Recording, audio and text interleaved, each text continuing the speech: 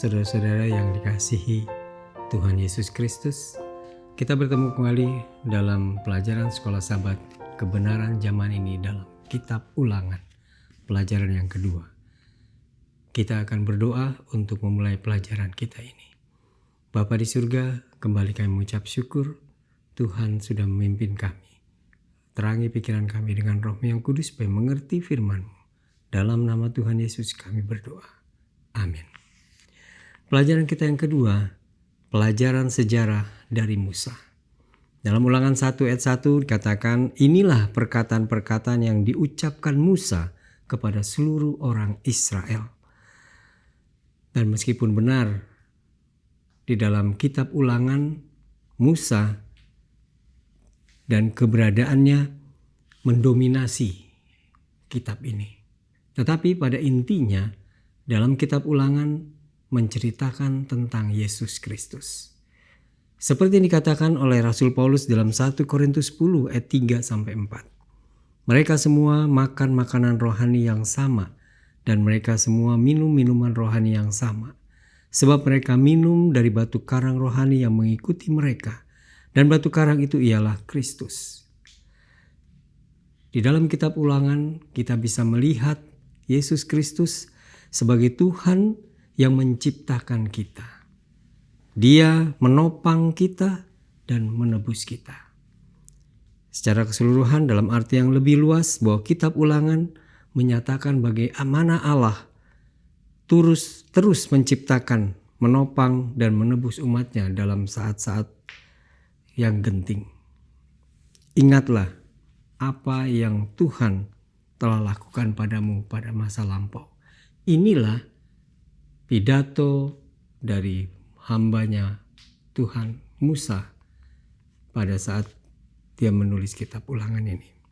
Kita tidak perlu takut pada masa depan, kecuali kita lupa cara Tuhan yang telah menuntun kita dan pengajarannya dalam sejarah masa lalu. Pelajaran ini kita akan lihat beberapa perspektif bagaimana Allah menanggung pada saat bangsa Israel melakukan dosa. Mereka menyembah patung lembu yang Tuhan sudah katakan jangan membuat patung apapun untuk disembah. Di dalam Keluaran 32 ayat 32 dikatakan, kiranya engkau mengampuni dosa mereka. Kata kerja dari mengampuni sebenarnya adalah menanggung. Apa yang dilakukan oleh Musa, dia melihat bahwa dosa bangsa Israel begitu gawat dan harus ada sesuatu untuk mendamaikan atas dosa itu. Maka Musa mengambil sikap untuk meminta ampun pada Tuhan dan dia menanggungnya atas dosa itu. Apa yang dilakukan oleh Musa ini adalah gambaran dari pekerjaan Yesus Kristus. Bahwa Yesus mengambil atau memikul dosa kita supaya oleh bilur-bilurnya kita disembuhkan. Di dalam 1 Petrus 2 ayat 14. Jadi pelajaran ini kita melihat bahwa Allah menanggung. Bahwa dia sudah menanggung semua dosa kita untuk boleh disembuhkan. Kemudian kita lihat yang berikut, Allah memenuhi. Di dalam Ulangan 1 ayat 1 dikatakan pada tanggal 1 bulan 11 tahun ke-40 bicara Musa kepada orang Israel sesuai dengan yang diperintahkan Tuhan kepadanya demi mereka. Jadi Allah memenuhi janjinya bahwa mereka akan melakukan perjalanan berkeliling selama 40 tahun. Di dalam Bilangan 14 ayat 34 dikatakan sesuai dengan jumlah hari yang kamu mengintai negeri itu, yakni 40 hari. Satu hari dihitung 1 tahun. Jadi 40 tahun lamanya kau harus menanggung akibat kesalahanmu, supaya kamu tahu rasanya jika aku berbalik daripadamu. Pada saat bangsa Israel menolak untuk masuk ke tanah Kanaan, Allah memberikan hukuman kepada mereka. Tetapi Allah memenuhi janjinya. Dikatakan 40 hari, 40 tahun. Sama seperti pengintai selama 40 hari, maka kamu akan masuk ke dalam tanah Kanaan. Jadi Allah memenuhi setiap janjinya. Dia yang mengatakan, dia juga yang akan memenuhi apa yang dikatakannya itu. Kita harus percaya dengan janji Tuhan.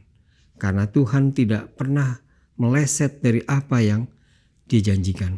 Kita dapat sepenuhnya percaya kepada Tuhan. Ini buktinya. Di dalam Alkitab ada beberapa nubuatan-nubuatan yang Allah tentukan dan Allah memenuhi janjinya. Kemudian dari pelajaran berikut kita melihat bahwa Allah memberkati. Jadi walaupun mereka berjalan selama 40 tahun di padang gurun, Allah tidak melupakan mereka. Allah tetap memberkati mereka. Di dalam Ulangan 1 ayat 11 katakan, Tuhan Allah nenek moyangmu kiranya menambahi kamu 1000 kali lagi dalam jumlahmu sekarang dan memberkati kamu seperti yang dijanjikannya. Kemudian di dalam Nehemia 9 ayat 21, 40 tahun lamanya engkau memberikan mereka makan di padang gurun. Mereka tidak berkekurangan, pakaian mereka tidak rusak, dan kaki mereka tidak bengkak. Jadi dalam kitab Ulangan kita melihat Allah memberkati mereka. Walaupun sebelumnya Allah sudah memberikan hukuman 40 hari menjadi 40 tahun, tetapi Allah tidak melupakan mereka. Di dalam penggambaran mereka adalah sebuah organisasi besar yang disebut dengan kahal. Kahal berarti perkumpulan yang diatur. Jadi walaupun Allah hadir di tempat itu, memberikan pimpinan kepada bangsa Israel, tetapi perlu adanya sebuah organisasi, sebuah struktur. Inilah pandangan ke depan mengenai eklesia, yaitu gereja, kumpulan orang-orang yang dipanggil dari kegelapan. Perlu ada satu tubuh yang bersatu, sehingga Tuhan bisa menyampaikan rencananya kepada organisasi yang teratur itu. Itulah gereja saat ini, sama seperti kumpulan besar orang Israel yang mengadakan perjalanan di padang gurun selama 40 tahun. Organisasi yang melibatkan kesatuan tubuh, orang-orang yang memenuhi berbagai peran sesuai dengan karunia mereka. Dengan cara ini berkat Allah dapat diberikan dengan cara yang terbaik. Allah menggunakan kumpulan besar, tetapi perlu kumpulan besar yang teratur, yang terstruktur, dan berjalan sesuai dengan aturan yang Allah berikan. Kemudian kita melihat Allah mengampuni. Pada saat bangsa Israel mengalami dosa, mereka pun siap untuk diampuni. Di dalam Bilangan 14 ayat 9 dikatakan, ampunilah Allah kiranya kesalahan bangsa ini sesuai dengan kebesaran kasih setiamu, seperti engkau telah mengampuni bangsa ini mulai dari Mesir sampai kemari. Jadi Allah panjang sabar. Di dalam kitab Perjanjian Lama kita juga mengenal Allah yang panjang sabar, Allah yang mau mengampuni. Oleh karena Tuhan punya kuasa dan Dia juga mempunyai roh kasih sehingga Dia mau mengampuni kita. Ide bahwa Allah harus dimuliakan dalam hidup umatnya, bahwa kemuliaan dan kebaikan dan kasih dan kuasa Allah harus dinyatakan di dalam gerejanya melalui apa yang telah dilakukan lewat umatnya. Melalui pengampunan, maka kemuliaan Tuhan bisa dinyatakan. Bangsa Israel bisa menjadi terang. Dengan kata lain, apa yang kita lihat di sini adalah sebuah tema yang ditemukan di seluruh Alkitab. Ide bahwa Allah dimuliakan dalam hidup umatnya. Bahwa kemuliaan dan kebaikan dan kasih dan kuasa Allah harus dinyatakan di dalam gerejanya. Jadi pengampunan yang Allah berikan, memberikan kepada kita umat-umatnya untuk menceritakan tentang kasih Allah.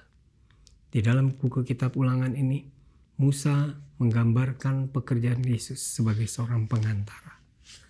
Kemudian yang berikut kita melihat dalam kitab Ulangan Allah menghukum.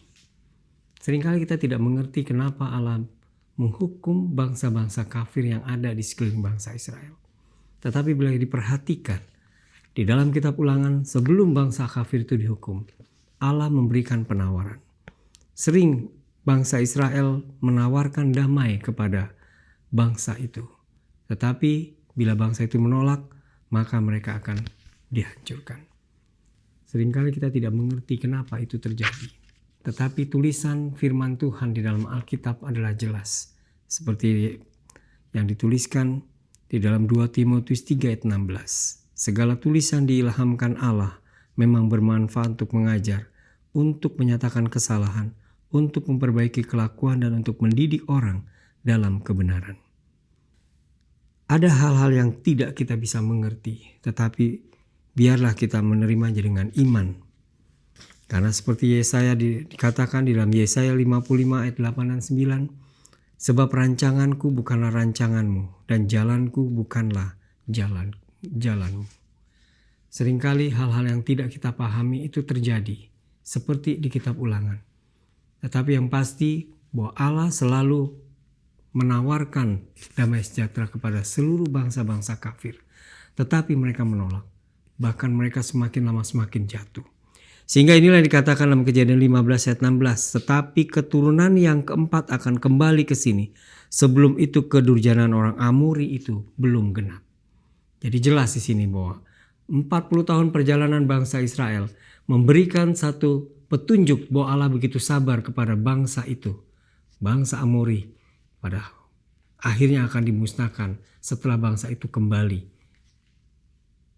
Itu juga disaksikan di dalam Yosua 2 ayat 8-11 oleh Rahab. Bahwa mereka sudah mendengar apa yang dilakukan oleh Tuhan kepada bangsa-bangsa di sekitar. Sehingga mereka gemetar. Jadi dengan kata lain, bahwa Allah tidak pernah melakukan segala sesuatu dengan sewenang-wenang. Dia memberitahukan, memberikan damai melalui bangsanya, bangsa Israel. Saat ini Allah menggunakan kita sebagai umatnya untuk menjadi juru terang kepada bangsa-bangsa yang ada di sekitar kita. Sehingga mereka boleh mengenal bahwa kita mempunyai Allah yang suka mengampuni. Sebagai ayat terakhir, ilustrasi yang diberikan dalam pelajaran kita secara keseluruhan, kutipan dari Ellen G. White, The Upward Look, bagian yang ke-6. Sejarah anak-anak Israel ditulis untuk menjadi nasihat dan petunjuk bagi kita atas akhir dunia yang akan datang. Mereka yang akan berdiri teguh dalam iman di hari-hari terakhir ini dan akhirnya mencapai pintu masuk ke Kanaan surgawi harus mendengarkan kata-kata peringatan yang diucapkan oleh Yesus Kristus kepada orang Israel. Pelajaran-pelajaran ini diberikan kepada gereja di padang gurun untuk dipelajari dan diperhatikan oleh umat Allah dari generasi ke generasi untuk selama-lamanya. Pengalaman umat Allah di padang gurun akan menjadi pengalaman umatnya di zaman ini. Kebenaran adalah pelindung sepanjang masa bagi mereka yang akan memegang teguh iman setelah disampaikan kepada orang-orang kudus. Jadi pidato Musa pada saat itu kepada bangsa Israel juga menjadi pidato kepada kita bahwa ingatlah apa yang Tuhan sudah lakukan kepada kita. Pengalaman bangsa Israel jatuh bangunnya mereka adalah pelajaran bagi kita untuk melihat bahwa Allah itu kasih, Allah itu panjang sabar dan Dia suka mengampuni. Kiranya pelajaran ini memberikan kekuatan kepada kita bahwa di dalam kitab Ulangan kita bisa melihat Tuhan kita Yesus Kristus yang menjadi pengantara, yang menanggung dosa kita, sehingga kita boleh mendapatkan keselamatan. Kiranya Tuhan memberkati kita semua. Kita berdoa. Bapa di surga, kembali kami mengucap syukur. Tuhan sudah memberikan pertolongan dan kami boleh mengerti maksud Tuhan melalui perjalanan bangsa Israel di kitab Ulangan. Kami boleh melihat bahwa Tuhan yang baik, Tuhan yang penuh kasih, yang panjang sabar dan suka mengampuni. Oleh karena itu, biarlah Tuhan yang mengampuni semua dosa pelanggaran kami. Dalam nama Tuhan Yesus kami berdoa. Amin.